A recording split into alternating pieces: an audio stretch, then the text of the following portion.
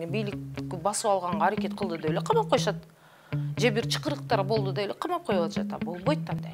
Кишинин өмүрүн 100 миңге баалаган эмне деген сот мен түшүнбөдүм. Грантоед, дагы эмнелер бар, бузукулар, алар булар деген. Эми бул бийликке керектүү нерсе. Бүгүнкү учурда өлтүрүү болуп атат, кыйноо болуп атат, зордуктоолор болуп атат. Биз аны унутпашыбыз керек. Качан ар бир кишинин башына түшсө, ошондо өзүнүн укугун эстеп калат. Россия Федерациянын биз саясатын билебиз, алар адам укугун аябай тепселеген өлкө.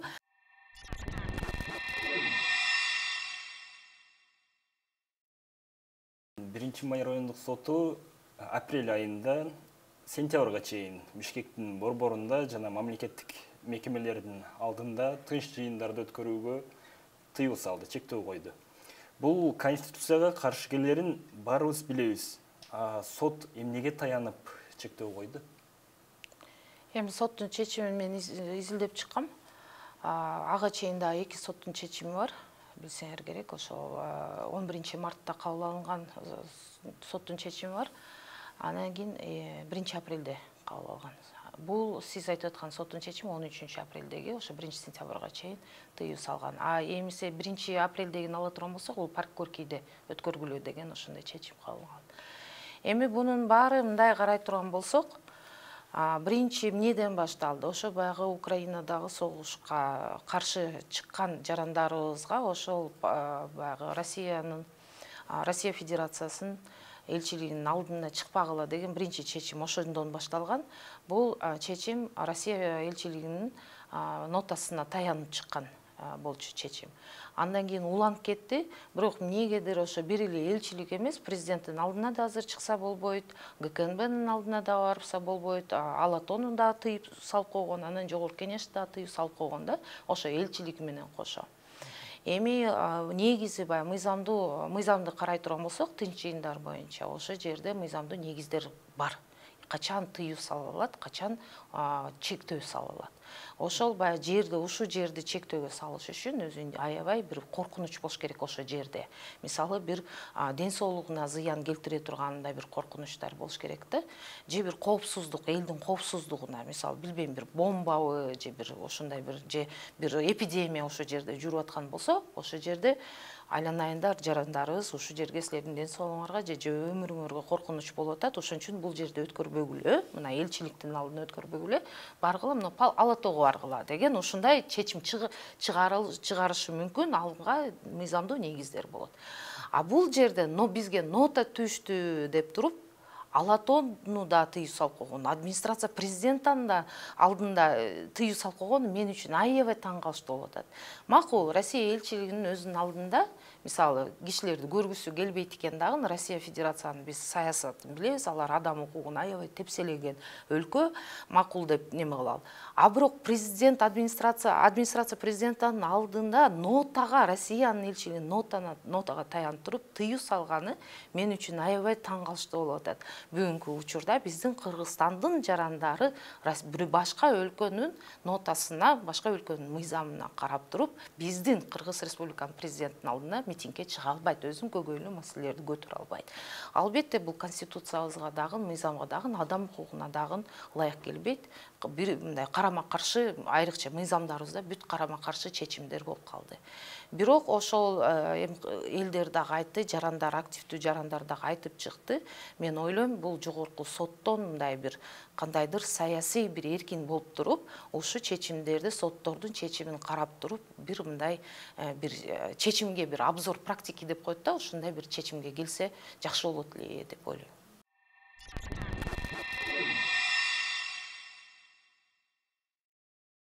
Чектөө коюлгандан кийин деле Ала Тоо аянтында өкмөт өзү бир канча жыйындарды, бир канча иш-чараларды өткөрүп атты.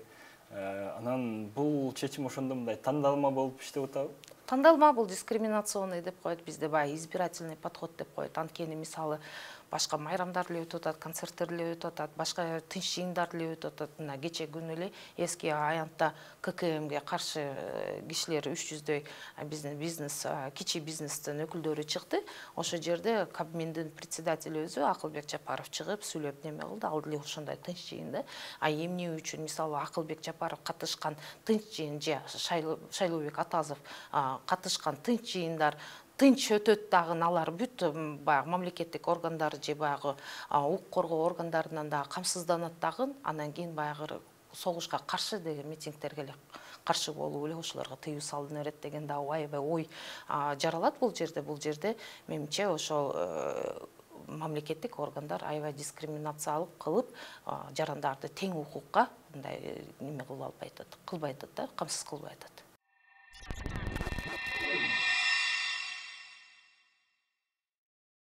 Тынч жыйындарды чектөө тескерисинче мындай кырдаалды курчтарын практика жүзүндө көрдүк. Анан бийлик эмне үчүн мындай бул тынч жыйындар, тынч митингдер, тынч чогулуштар алар үчүн да пайдалуу экенин эмне үчүн түшүнбөй жатат деп ойлойсуз?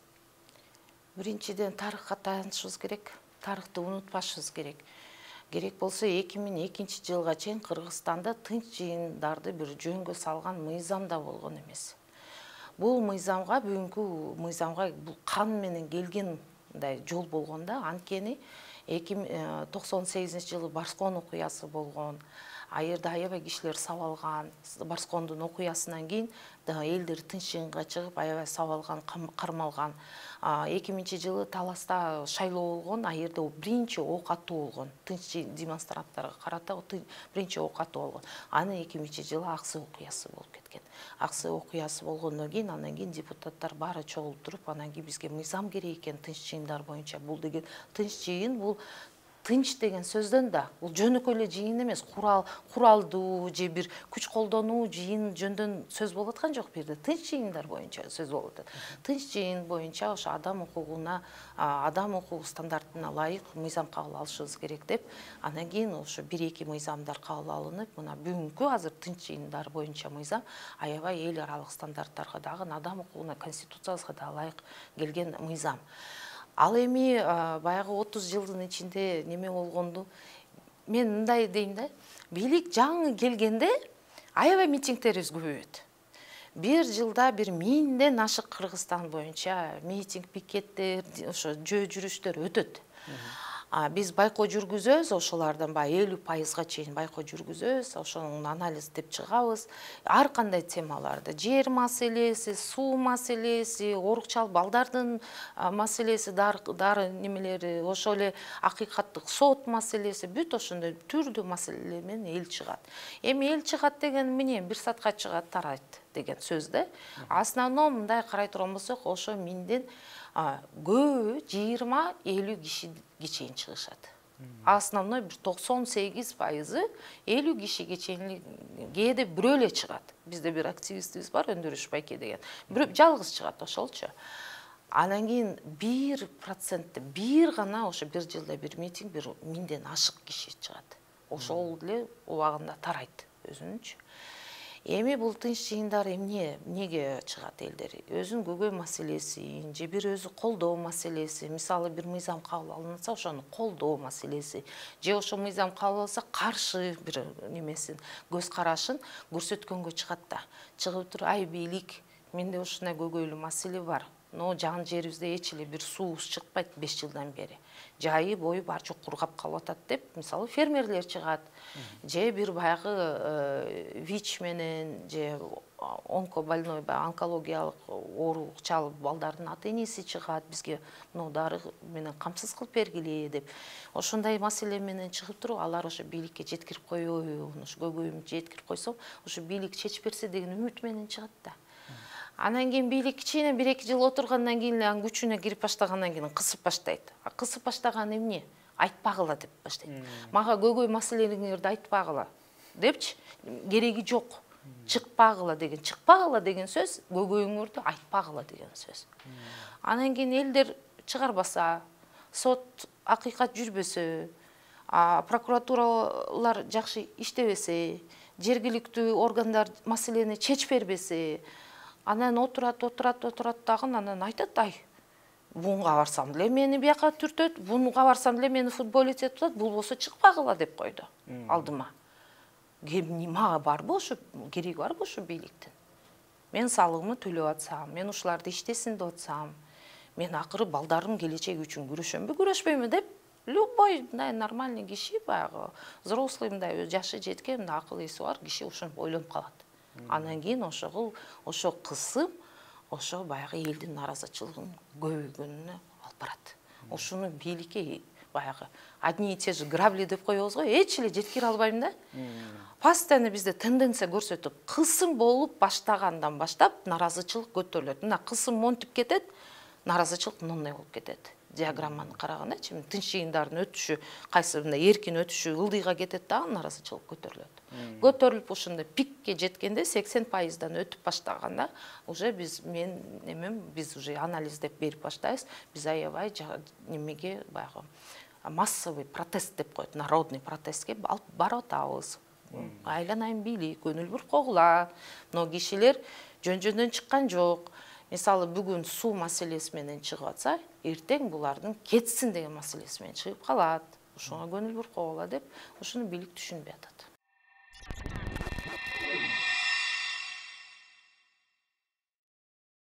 Акыркы учурларда жабык мекемелерде, анан аскерде адам өлүмү аябай көп катталып атат. Мунун себеби мындай жоопкерчиликке тартылган эч ким мындай жоопкерчилик албаганы үчүн көп болуп жаткан жокпу? Бул бир себеп. Туура бул ошондой окуялардын, өкүнүчтүү аябай окуялардын болгону бир себеби ошол. Анткени баягы мыйзамдын негизинде жоопкерчиликке тартылбаса, мындай баягы кылмыштар көбөйө берет деген немедебиз, мындай окуялар да көбөйө берет.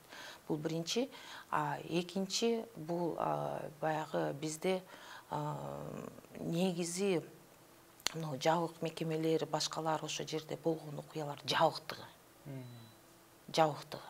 Абдан азыркы учурда ГКНБ, мисалы ошо эле Минобороны, воинский частьтарчы аябай эң жабык мекемелердин бири болуп эсептелинет да. Мисалы СИЗО, колониялар булар кичине ачыгыраак, ИВСтер азыр ачык эле болуп калган, КВЗлер деле ачык эле болуп калган.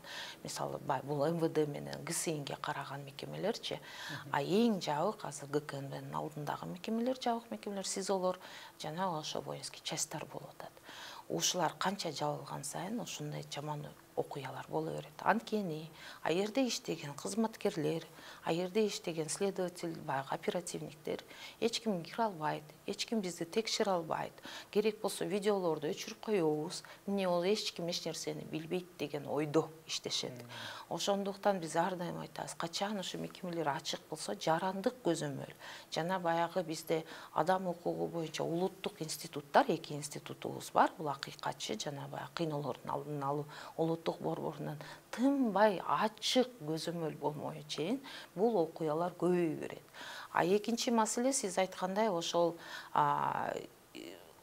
окуялар белгилүү болгондо дагы тергөө иштер начар жүргөнү, толук жүрбөгөнү жана баягы мындай жашыруу жолдору менен жаап койгону ошо иштердичи эч ким жоопкерчиликке тартылбай калып атат. Кече күнү эле окуяны мына ала турган болсок, баягы МЧСтеги сабалган баланын товарсызы жарылды деп. Мына ата-энеси баягы заявлениясын алып койду дагы, жарашып алды деп ошонго иш кыскартылды дагы, жабылды дейт. Макул, ал жарашып алыптыр, элдер жарашып алсын, ал элдин, ал ата-энесинин немеси. Бирок мамлекеттин милдети болчу да, буну до конца текшерип, ошо прапорщикти жоопкерчиликке тартканы. Мамлекеттин милдети болчу. Бунучу, бул ата-энесинин милдети эмес болчу. Ата-энеси байкуш эми кой бала маманын калды дагы баягы берген моральный, материальный компенсациясын алды дагы, ушу бала маман бул садага болбойн деп мынтип туруп эле эми бир операциясы, бир дарысына жаратып алайын десе керек да. Бул мамлекеттин негизи милдети. Анткени эгер мамлекет баягы ушундай окуялар башка болбосун десе, мындай прапорщикти жазага тартып туруп, экинчи мындай аскер кызматына жолотпош керек болчу. Бул прапорщик дальше иштеп атат ошол жерде.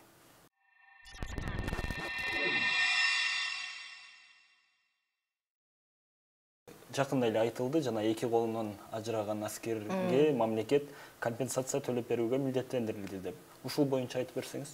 Эми бул баягы көпчүлүк иштердин арасында бизде мындай 1-2 иш болот, до конца барган. Ошол баягы жаракат алган же өлгөн баланын ата-энелери ошо аягына чейин чыгабыз дегендер өзү аз болот да, көбү эле 4-5 жыл жүргөндөн кийин бир чындыкты таппайт экенмин деп дагы баш тартып кетишет. Мындай чынына келгендечи. Ушул бала энеси экөө баш тарткан жок, аягына чейин чыгабыз деди. Эми бала майып болуп калды да, эки колу жок, бул өмүр бою майып болуп калды. 4 жыл жүрдүк бул иш менен. 3 жолу жогорку сотко чейин жетип, кайра кайтып келип атты. Аягында ошол баягы аскер кызматкерлери күнөөлүү болуп табылып, жазага тартылышты. Андан кийин күнөөлүү болуп жазага тартылгандан кийин бул бала баягы компенсацияга укуктуу болчу. Ал өзүнчө жеке адвокат алып, мындай жеке иш алып барды, бирок биз көзөмөл жүргүзүп турдук. Бул ишкечи көзөмөл жүргүзүп турдук. Эми баягындай единовременный компенсация деп коет, баягы бир эле жолу берилгенчи. А бирок бул бала бир эле жолу берилгенге өмүр бою колу өсүп калбайт да, өмүр бою майып болуп калат. Андан кийин өмүр бою мамлекеттик тарабынан бир поддержка керек болуп калгандыктан кайра бердик, аны да төлөп беришти.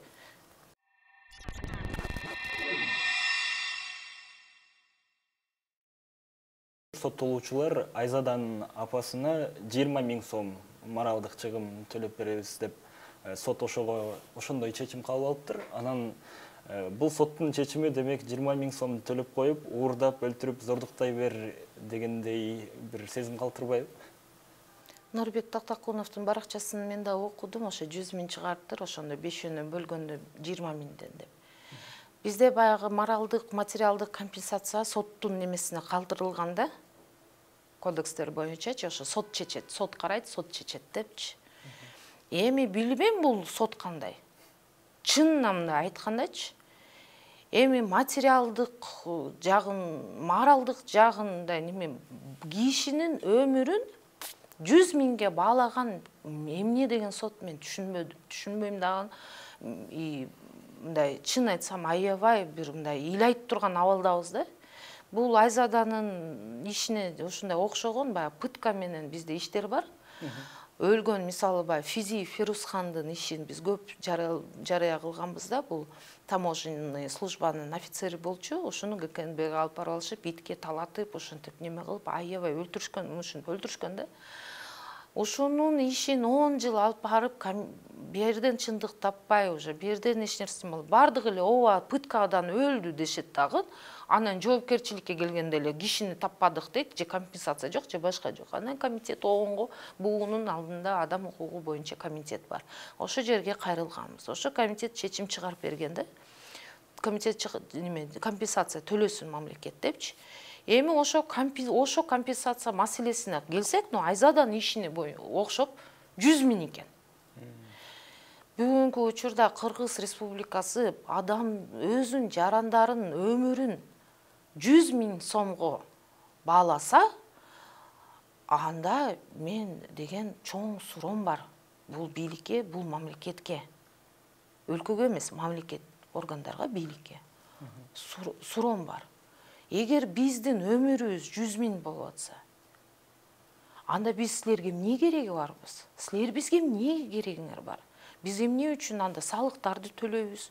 Биз 100 000ден ашык да төлөп атабыз. Мына салыкты деле айтайлы, мына зарплатадан салыктар 100 000ден. Биздин өмүрүбүз 100 000 болуп атат. Бизди баалабайт, биздин бийлик да, мамлекеттик органдар да баалабайт өзүнүн жарандарыбызды. Баалабаганы да. Мисалы башка өлкө, неужели ошо 100 000 сом, 100 000 сом азыр канча долларга келгенде? $1000. 1000 бирдеме, 1200. 1200 доллар экен биздин өмүрүбүз. Ар бир жараны, ар бир. Ошон үчүн мындай жарандарга да бул суроочу, мындай ойлонсоңор, любой жаран азыр 1200 доллар турат экен бийлик үчүн. Өлтүрүп койсо капа болбогула 1200 доллар аласыңар. Ошондуктан бул жерде баягы бир эле баягы соттун немесине эмес, бул кодексте көрсөтүлүп калган. Соттун немесине каралат депчи, сот өзү чечип коет депчи. А сот деген 100 миңден 50 миңден 300 миңге чейин эле карайт да. И основном средний 100ду алып атат да. Көп иштер боюнча 100 компенсация 100 болуп атат. Ошо 100ду ошол баягы мыйзам жазылганда, кодекстер жазылганда, жарандарыбыз кичине катышса да, катышса ошо мынтип көзөмөл жүргүзүп, айрыкча юристтер кичине катышса, адвокаттар катышып, баягы бир юридикалык билими бар кишилер кичине карап койсо, ошо мыйзам долбоорунчу. Эмне жерде эмне деп атат? Бизди өлтүрүп койсо булар, милициялар сабап 100 миң эле төлөйт экен. Болбойт мындай депчи, мындай бир демилгеге баягы кол чогутуп болбойт. Но мыйзамдын долбоорунун ичинде ушундай киргизип атсаңар, ушуну башкача кылгыла деп, мындай кичине жарандык ан сезимди да көтөрсөкпү деп ойлойм да.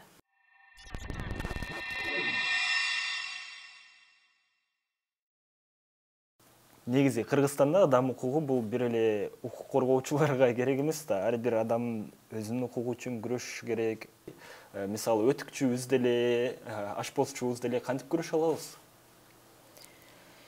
Ой, мен окуп мындай неме кылганда, жаш кезимде, Союз убагынан кийин неме болуп, бизде мындай мүмкүнчүлүк аз болчу, библиотекадан барып, бир китеп болсо, ошо бир китеп класс бою бөлүшүп, ошентип немелерибизди, курсовойлорду, немелерди бүт колго жазылат эле, анда компьютер деле жок болчу.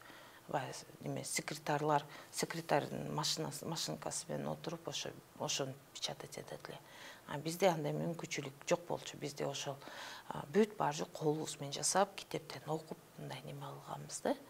Азыр эгер мындай ала турган болсок, мисалы укук коргоочу деп айтып атасыңар, укук коргоочу деген билим эч ким бербейт, андай диплом бербейт эч ким. Эч кандай жогорку окуу жай антип окутпайт.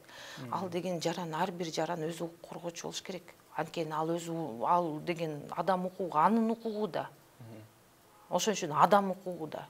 Же бир малдын укугу эмес да, же бир айбандардын укугу эмес, адам укугу. Өзү адам болгондон кийин ал өзүнүн укугун билиш керек.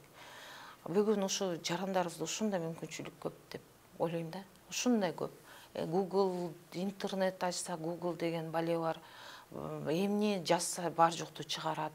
Ошундай немелер, анан кийин бизге кээде кишилер келет да. Кайка кайрылдың десе, эч жакка кайрылган жок. Милицияга эмне барбадың? Анан кийин кантип барышты билбей атам. Маган заявление эмне жазбадың? Кантип жазышты билбейм деп неме кылат дагы. Анан кийин таң калам да. Неужели ошо Google'га кирип туруп, как написать заявление в милицию деп коюп, мынтип бир кирип толтура бир 1000ден ашык образецтер чыгат ошо жердечи. Азыр мына көп мамлекеттик органдар өзүнүн сайттары бар, онлайн сообщение бар, онлайн жазса болот, ошо жерде бир жерде отуруп. Бирок зато ал жарандарыбыз TikTokто кыйын, Instagramда кыйын, сүрөт тартканга кыйын, башкага кыйындагын. Анан ушу бир Google'га бир жерге кирип туруп, мына бир өзүнүн укугу, мен ушу нонго укугум барбы, ушул укук кандай болуп чечилет, ушуну окуп көрөйүнчү, анан ушул бузулса эмне кылып бериш керек мамлекет деп мынтип бир окуп койгон го. Аябай таң калам да. Аябай таң калам. Ошондуктан мен оюм, ар бир жаран укук коргоочу болуш керек. Анткени ал бул адам укугу бузулуулар, бул өзүнүн тиешеси бар, өзүнүн да тийип калышы мүмкүн, өзүнүн балдарына дагы, бир баягы жанында жүргөн кишилерге да тийип калышы мүмкүн. Ошон качан биз ар бир жаран өзү укук коргоочу болгондо, ошондо укуктук мамлекет болот. Анткени ошондо мамлекет органдары, күч органдар бир укукту бузганга барышпайт деп ойлойм.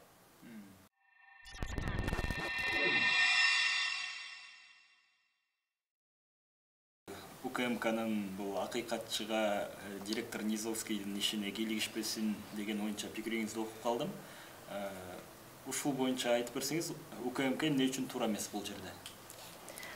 Акыйкатчы, анан акыйкатчынын институту бул конституциялык институт. Конституцияда көрсөтүлгөн адам укугун парламенттик көзөмөл жүргүзөт деп, жогорку кеңеш тарабынан көзөмөл жүргүзөт деп, ошо акыйкатчы да биздечи. Анан акыйкатчынын өзү ошо көзөмөл жүргүзгөнгө бир баягы мыйзам, акыйкатчы жөнүндө мыйзамда эмне иш кылыш керек экени көрсөтүлгөн. Бул акыйкатчынын бир укугу эмес, бул милдети катары көрсөтүлгөн да. Ошо жерде оперативно розыскной иштерге катыша алат. жабык мекемелерге кире алат. Көзөмөл ошол жерде мониторингтерди жүргүзөт. Ошол жерде жабык мекемелерде отурган кишилер менен сүйлөшө алат. Жеке эч ким жок сүйлөшө алат. Керек болсо ошо жабык мекемелердин күч органдарынын башчыларын чакырып туруп маалыматты алганга. Маалыматты алганда дагы бир эле ачык маалымат эмес, госсекрет. Ошондой маалыматтарды алганга акыйкатчы милдеттүү. Эгер адам укугу бузуу болуп атса. Бул жерде негизи кечеги УКМКнын баягы Низовскийге таянып атат.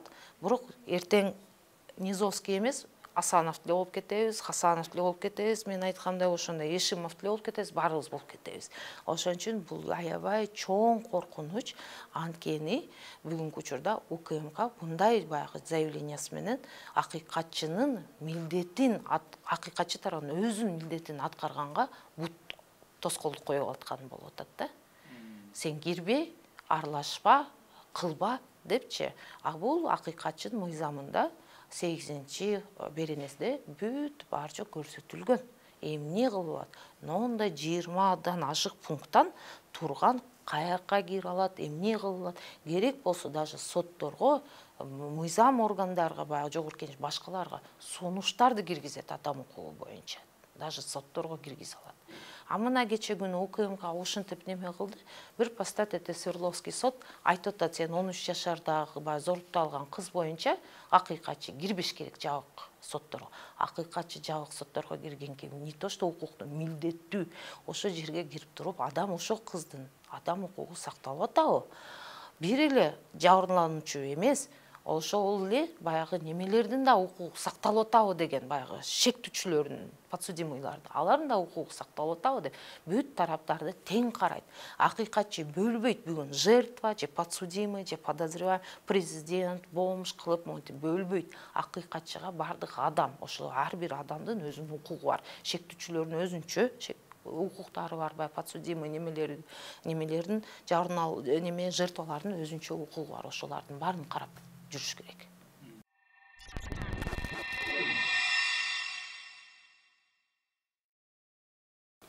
Балдарга жана кыздарга, аялдарга болгон зордук зомбулукта аябай күч алды да.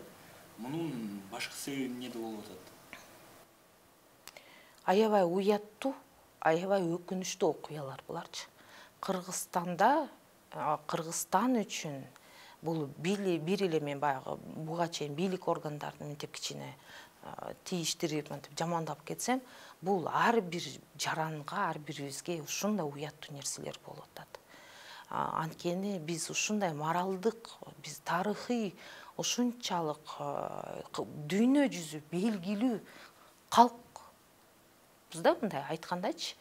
Мисалы Манастарды, мындай немелер көп, Курманжан даткаларды, ушундай бизде тарыхый лидерлерибиз менен, ушундай көлүбүз менен, ушундай белгилүү өлкө, белгилүү калкпыз дагы, мисалы бардыгы ушундай неме кылат, мисалы пандемия учурун айтайын, кыргызы молодцы, какие они сплоченный народ дешип, монтип, бир каяктагы Великобритания, каяктагы Америкалар ошентип жазып неме кылып аткан жерде, ушундай окуялар аябай бүт барчыкты терс көрсөтүп, бардык биздин жетиштүүлүктөргө бардыгына мындай неме кылып койду, крест коюп койду да. Мен ушундай деп ойлойм.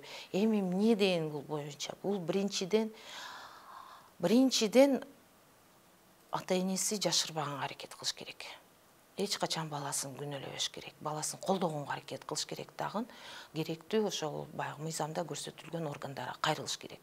Көп учурларда уят болобуз, анан кийин соседтерибиз эмне дейт, анын туугандарыбыз эмне дейт дебей, ошо наоборот ошо баланы колдоп, азыр бир эле кыздар жөнүндө сөз болуп аткан жок, эркектер да бар, мындай зордуктоого кабыл алынган, колдоп, ошо мамлекеттик органдарга кайрылыш керек. Бул биринчи. Экинчи, ошо мамлекеттик органдар ошол мыйзамдын негизинде иштеп, бул иштерди аягына чейин чыгарып, даже баягы бири-бирине за примирением болуп кете турган болсо дагы, ушуну аягына чейин чыгарып туруп, азыр кече мына уктук, президент кол коюптур мыйзам долбооруна кол койду.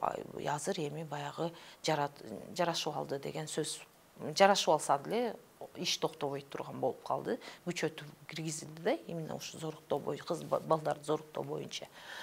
Ал демилгесин колдойм, президенттен абдан туура, абдан керектүү убагында мындай болгон нерсе болду деп ойлоймун.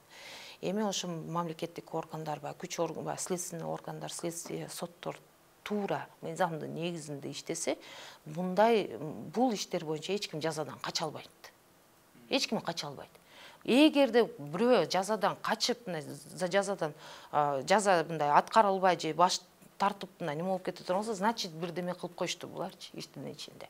Бирдемени жокко чыгарып койду, же бирдемени мындай жоготуп алышты. Бизде бар жок эле жоголот көп мындай. Биз эми андай иштер менен көп иштейбиз да, постоянно бирдемелер жоголуп кетет.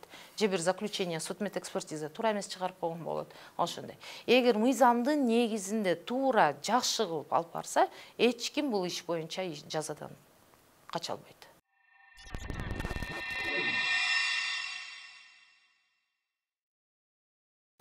Баарын эле камап туруп, маселени чечип, аягына чейин чечип коюу мүмкүн эмес болсо керек.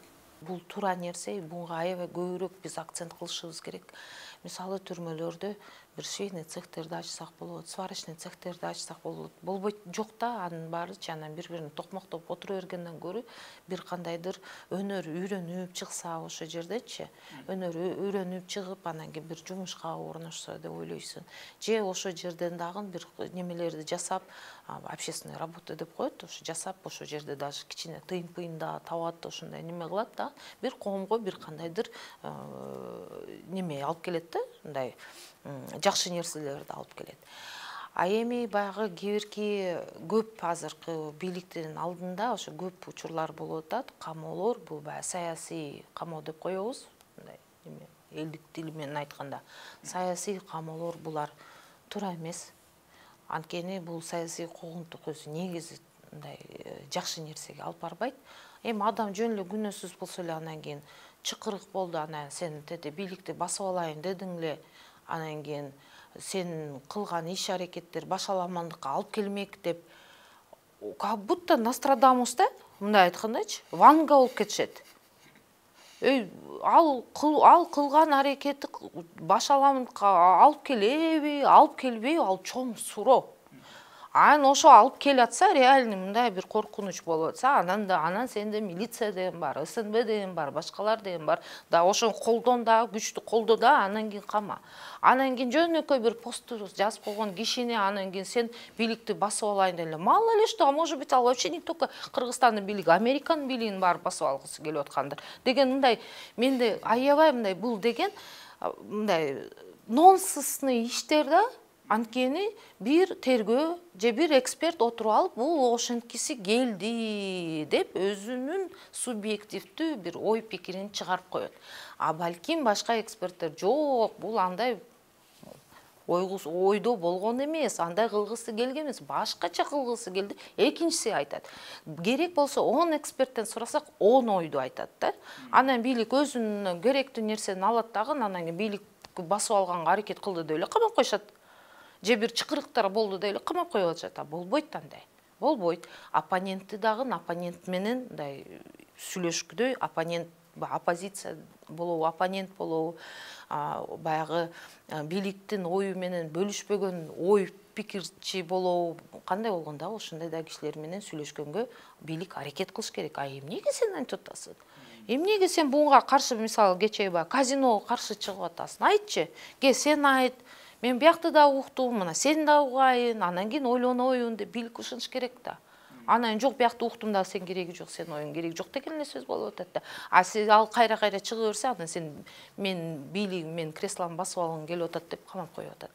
Ошондуктан мен айтам, кылмышкерлер, чындап эле кылмышкерлерге барган кишилер, алар жазага тартылыш керек. Аларга жазага тартылардын алдында, ошо камакка алардын алдында бийлик ойлонуш керек, мамлекеттик органдар.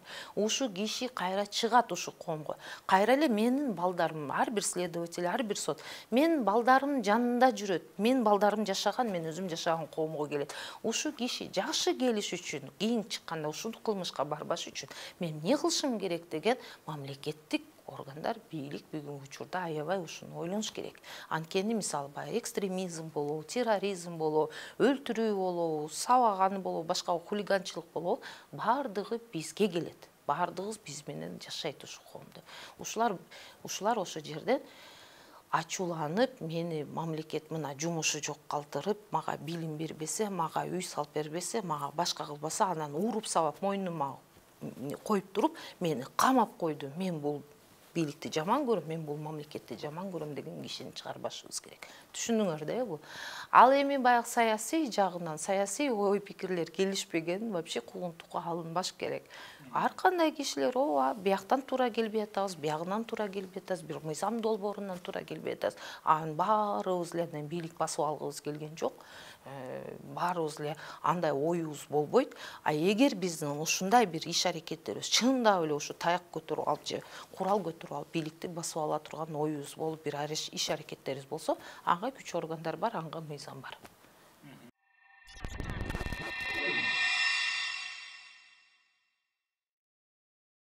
Адам укугу десе эле бул Батыш, Америка, НПО булар ушундай бузукулар, ушундай ой пикирдебиз. Анан эгер башыбызга бир кыйынчылык келсе, анан милиция иштебей атат, милиция жазган арызым боюнча ишти аткарбай жатат деп, мындай акыйкат издеп калганда гана анан издеп баштайбыз да укук коргоочуларды, ушундай борборлорду. Канткенде биз түшүнөбүз, мындай адам укугу бул ар бирибизге керек экен. Качан башыбызга түшсө, качан ар бир кишинин башына түшсө, ошондо өзүнүн укугун издеп калат. Анан ошондо укук коргоочуларды, баягы элдик укук коргоочуларды, анан укук коргоо уюмдарды эстешет. Ошо качан кишинин башына түшсө. А эгер соседтин башына түшсө, ошол ал өзүнүн укугу деп эсептебейт да. Бул соседимики деп коет да. Адам укугу баардыгына эле тиешелүү, бүт адамдарга деп мен баягы башында да айтып кетпедим беле. Ошон үчүн кээ биркилер маяк хата с краю деп коюп отура беришет. А кээ биркилер ай койкуй, менин соседим ушинтип атат, эртең мага келет деп, андай да жарандарыбыз Кудайга шүгүр бар. Чөтөм ушу соседим сурап коёйчу, мен да барып коёйчу, бул эмне менин соседим антип атат.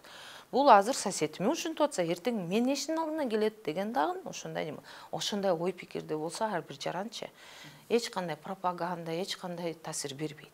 Ал эми пропаганда баягы иностранный агент дегенди уктук, анан западный агент деп уктук, ООНдун агенти дагы эмне, грантоед, дагы эмнелер бар, бузукулар, алар булар деген.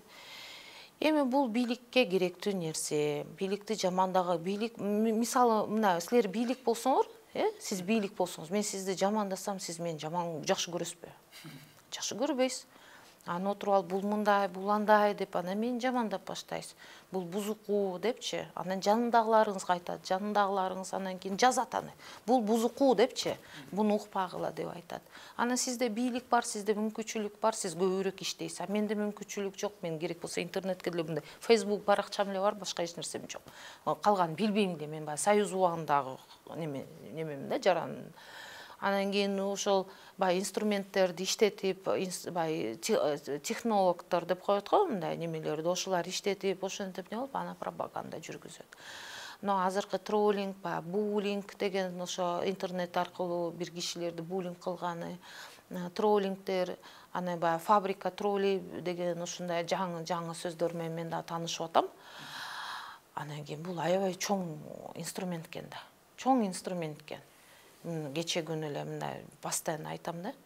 Мына азыр ызы-чуу болуп аткан, ушундай бүт жарандар ызы-чуу болуп, ички дүйнөсү монтип антарылып, бир ушундай кылмышты көрүп жатып, аябай неме кылып атып, баягы возмущением бүт баарын көрсөтүп аткан жерден ушундай бир информацияны берет да монтип тыштап туруп эле баягыны унутуп коебуз.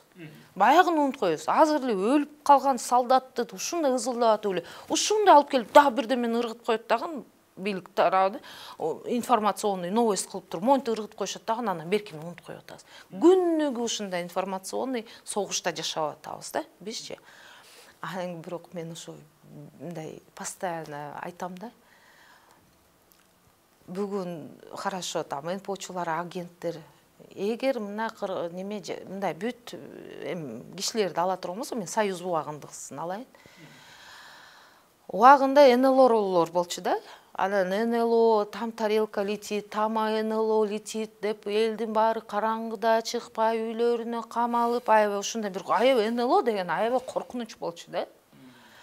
Анан кийин Бермудский треугольник деген чыккан да, билесиңерби? Бермудский треугольник, Бермудский треугольник экен, анан кийин в лесу пропал ребенок, там Бермудский треугольник, анан там на озере пропал где-то, там Бермудский треугольник деп, бардыгы ушунун кишилер жоголуп, бардыгы эле Бермудский треугольник болуп кеткен. Бүт токойлор, тоолорчу, ал Бермудский треугольник эмес, башка жакта да. Анан кийин Кашпировский чыкты. Анан ошо барды телевизордун алдында отуруп алып эле, монтип эле, ошо Кашпировскийни укпасак эртең өлүп калабыз. Бут реально ооруп калчу да кишилерчи, буттары ооруп калчу, колдору ооруп калчу, анан стаканды коюп, ошо стаканды монтип телевизордун алдына коюп, анан ошо стаканды сууну ичкенден кийин анан солуп калчу да, сонун болуп, аябай чуркап калчу да. Анан кийин Талибан чыкты.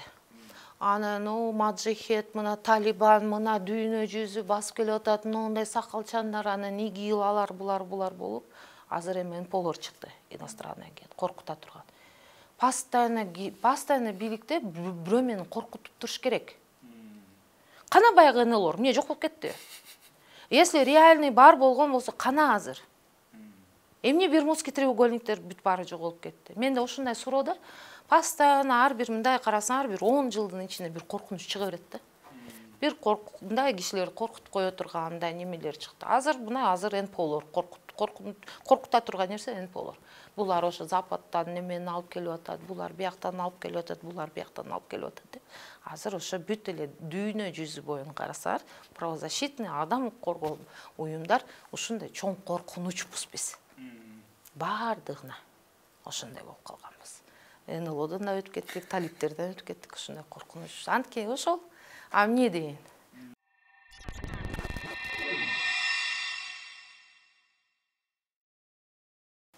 Мына ошол маалыматты бурмалоо боюнча биздин практикада, Кыргызстандын практикасын айтып өтсөңүз? Эми мындай алыска кетпей эле, жакынкы эле нерселерди алалы. Мисалы, 13 жаштагы кызды милиция тарабынан зорттолгон кыз. Ошол боюнча Свердловский соттун алдында чоң митинг өткөн да. Анан ошо күндүзү митинг өтүп, ошо жерде кандай баягы тыш жыйындын катышуучулары өзүнүн талабын коюп, ошо жазага тартылышсын деп аябай ызы чуу болду. Ошо күнү ошо абеттерде чыгышты, абеттен кийин тарашты, анан кийин ошо күнү кечинде ал маалымат жок болуп кетти да. Анткени ленталарды алып эскирип кетти. Анткени лентанын баары Акылбек Жапаровдун, Кабминдин председателинин чайы болуп кетти. Досмеда чай берген экен, 100дөй журналисттер чакырып койгон экен. 100 журналист ошо чайды жазды да, пиаласын жазды, чайын жазды, берген нерсесин жазды, сүрөткө түшүштү, бүт селфи кылышты да, бүт лентаны забивать этип койду. Ошол бул бир мисал. Экинчи мисал, кечеги эле окуяны ала турган болсок, Азия Молдун алдында бир стого кирип, машинасын жүйүндөгөнбү, эмне деген, ошо бир активист бар, белгилүү эле активист. Мен мындай окуп турам ал активистти, анан кийин ошо жака мойкага киргизгенде бир зымдарды көрүп калган экен, анан караса бир гранатага окшогон бир неме жабышып турган экен, байланып. Милицияларды чакырып эле неме кылган экен, анан кийин бүт эле жерге бомба ушуна Азия Молдо эвакуация болуп, аябай ызы чуу болду кече эле. Ошо бир жарым саатка жетпеген жерди мындай немела турган болсоңор, Хабибтин марка берип коюптур почта. Хабиб болуп кетти да, бүт ленталарчы. Бул мындай айтканда атайын жасалган бир окуяларда бийлик тарабынан атайын жасалат буларчы. Атайын жасалып туруп, анан бийлик маалыматты берет дагы, анын бийлик берген маалыматты бүт агентстволор бардыгы печатать эткенге милдеттүү. Бүгүнкү учурда бизде мисалы көз карандысы азыр аябай аз калды, СМИлердечи. Алар печатать этет да, бүт баягы анда мурунку кеткен маалымат, андан мурунку жаңылыктар бүт басылып калат. Окуу неме боюнча.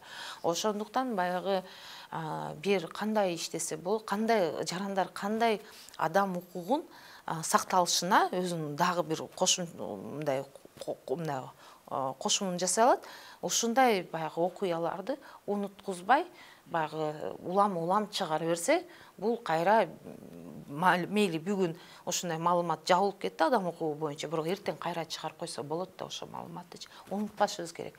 Биз балким бүгүн Хабибди айтып, экинчи дагы бир ырчыбызды айтып, бийчибизди айтып отура берсек, адам укугунун бузулушу тынбай эле унутулуп кала берет. А бирде бийчи, ырчы же спортчунун маселеси болуп аткан жок, бирде жыргаган нерсе болуп аткан жок. Бүгүнкү учурда өлтүрүү болуп атат, кыйноо болуп атат, зордуктоолор болуп атат. Биз аны унутпашыбыз керек.